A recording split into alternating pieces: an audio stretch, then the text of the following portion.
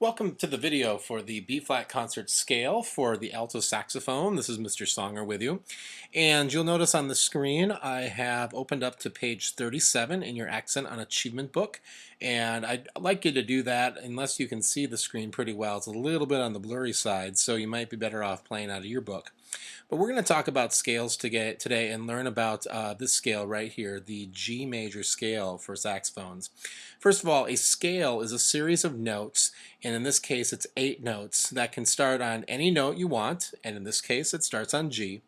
And it goes up in alphabetical order, so you're going to go G, and then A, B, C, D, E, F, G, and you're going to end on the same note you started on, an octave higher. And then you'll notice it comes right back down again. Another way to think about it is if you start on a line like this scale, it goes line, space, line, space, line, space. You don't skip any notes. And it's important to know your scales because it helps you play songs in band or solos or anything you're playing. Because all scales were created because composers and music theorists noticed that composers used certain notes of scales or certain notes in songs that could all be put together into a scale. And so we practice our scales so that when we go to play our music, we're actually better at it right away. So it's really good to practice your scales.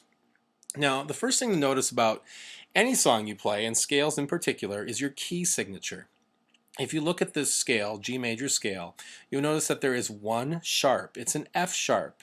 That means when you get to your second highest note, you're going to finger that 1, 2, 3, and then on your bottom hand, your second finger, not your first. That's one of the most confusing notes in the saxophone. Make sure you play F sharp.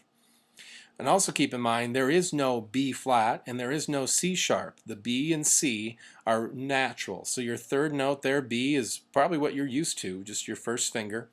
And then the C, the fourth note, is just your second finger.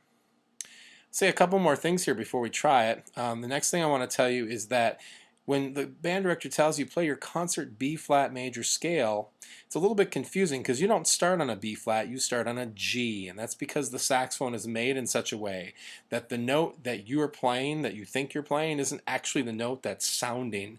It's kind of a confusing concept, but just know when your band director gets up in the front of the band and says play your B flat concert scale, you will start on a G and you'll play your G major scale. And then the last thing I'll say is notice on this version the first 4 measures are repeated, and then at the end we have some chords, so you can play the top note or the bottom note. It is your choice. So here we go. We're going to try this scale. This is the top scale on page 37, your G major scale. 1, 2, 3, go.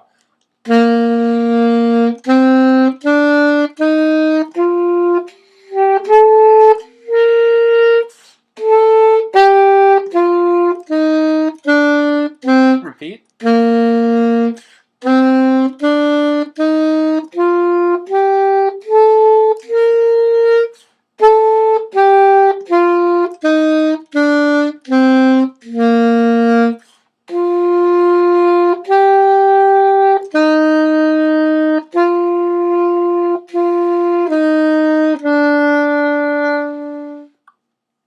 And there you go. That's your concert B flat major scale.